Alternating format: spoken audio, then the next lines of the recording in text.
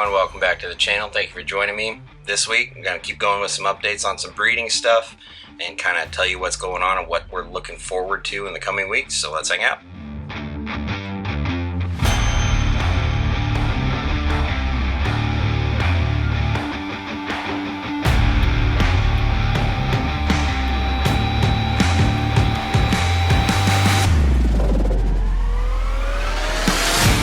So as any of you who've been following me lately will know, I've been keeping a close eye on the Apodor, making sure that they're eating every week, kind of paying attention to any behavioral signs, and just looking for any signs of general readiness for breeding. I'm going to put up a couple really quick, not so great quality photos that I've caught the female doing some odd laying behavior where she's belly up, heating up certain parts of her body on the heat in unusual, positions. However, doesn't necessarily mean anything. I have been feeding her, kind of giving her the appropriate food cycle, or what I think is the appropriate food cycle. And yesterday she actually refused a meal for the first time, and she is definitely not in shed. And to coincide with that, both of my males above her have been pacing and glass surfing a lot during the day, which was kind of my cue in my head that the males are picking up when the female's ready. So I'm going to put this guy, who's been kind of going a little bonkers in here, in with her, who needs a bigger hide. I might have to make something for her. She's not belly up right now because I've invaded her space and she's a little more alert, but she full-on refused a rodent the other day. She's never skipped a meal. So we're going to put this guy in there, watch him for a few, and make sure nothing naughty happens, and just leave him be, and then move on. And in you go now. Don't be shy.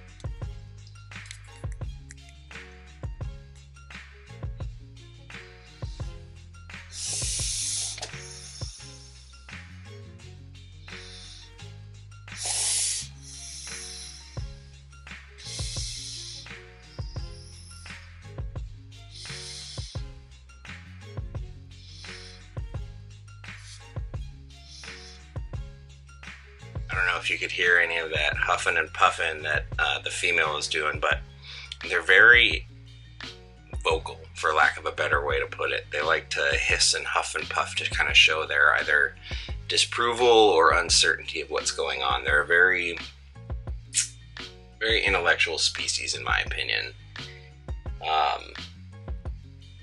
As you saw, she's just a little startled by his contact, but otherwise they're sitting there and doing just fine. So everybody's good. First intro back in the appropriate time. If you remember, I was introducing them in like December, January, when I was seeing some interesting behavior and potentially a lock, but too early, didn't go too well.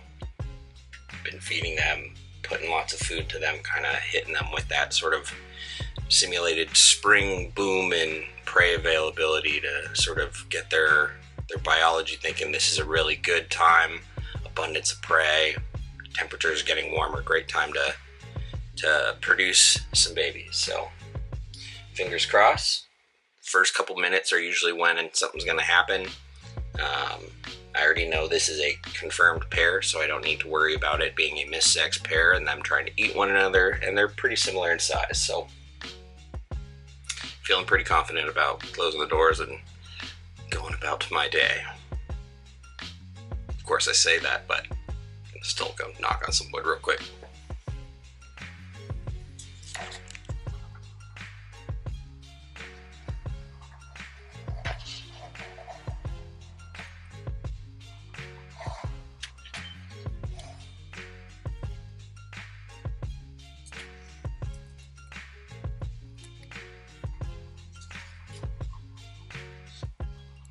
So as you can see, behind me the Brettles are back together. I briefly separated them yesterday, fed them both a meal. The male got a small rat, female got an extra large. She was not complaining. Popped them together and the male is right back on her. Obviously hard to tell if they're locked up or not, but the attention he's given her is always a great sign. And fingers crossed. I sound like a broken record. I'm sure you guys are sick of hearing about them, but I know there's quite a few out there who are following this pair closely, so I figure I'll keep giving you all updates. Speaking of updates, while we're over here, Eris over here, beautiful 13-year-old female jungle, who gave me that 8-egg clutch with plenty of slugs. She's taken a few meals for me already. She's doing really good. She's still hungry. And yeah, she's looking good, but the lack of fertility and the excess amount of slugs begs the question, considering she's probably produced 4 clutches or so, 2 with me and a couple with psychotic exotics, at least 2 I would imagine. Is she kind of on the downswing of fertility and fecundity because of her age? I don't know the answers. Just putting it out there. She's not slowing down, but what do you guys think? Would you retire a 13-year-old female jungle carpet who's bred at least 4 times and is starting to show potential signs of age impacting fertility? You know, in the end, ended up with 8 fertiles and 12 slugs, so that's less than 50%. So, what do you think? Let me know in the comments if you've ever had experience with older females, and if you think that hypothesis has any legs. I'd love to know. We are also on egg watch for Smokey over here, my female blacktail Crebo. As you can see, she is greatly distended, very massive, very, very gravid. And historically, she drops her clutch usually 16, 17 days after post-ovulatory shed.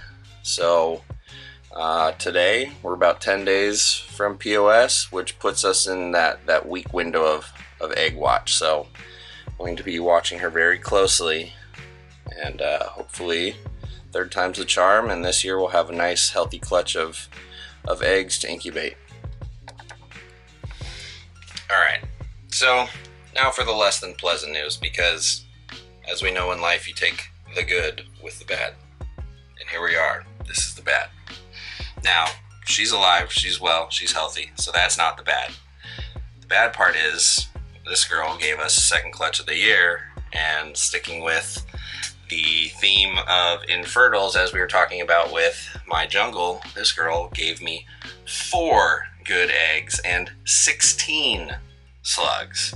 Now, I know that was her 3rd clutch, and she was paired with a first-time male, a young male, that possible super hypo tiger male.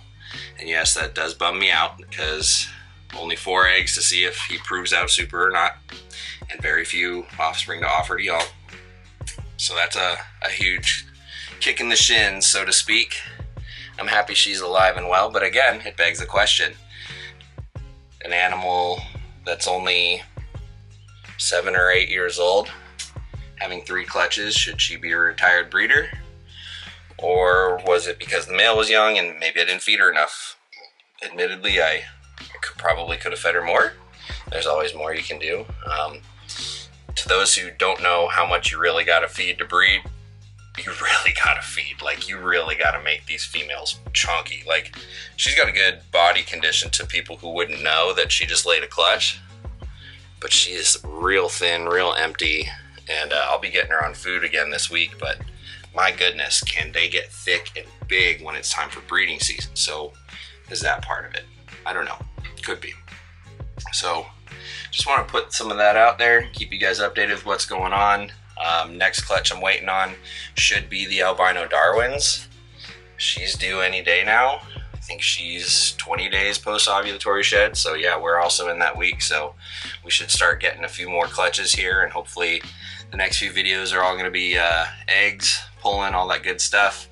Obviously, because her clutch was not great, I did not show you guys. I'll put up a picture of the 4 good eggs we got there, and yeah, we'll just have to be happy with what we got. But so far, this is a season of bad starts. We're 0-2 to start this season, basically. Consider it 2 losses.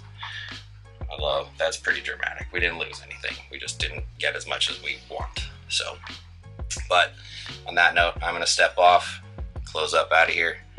I'll catch you guys later. Before you close out, make sure you go check out Heli Guy Serpents, my wonderful sponsor for 3D printed, snake perching and all that good stuff. He's got discount codes RR10 for 10% off. Don't forget to check out Reptiles Express.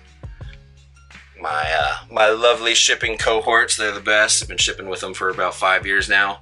They've got code Riley50 to get you 50% off your shipping labels for up to 10 labels per customer, so don't miss out on that.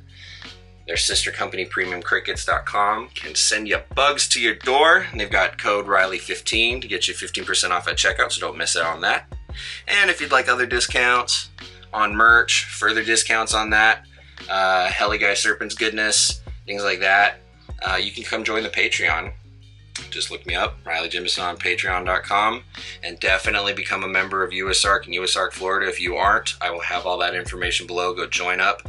They're the only group kind of working against unjust or unfair legislation against reptile and pet ownership, so the least we can do is support them. So go give them your support if you don't already. And with that, she's out, I'm out. See you guys next week. Later.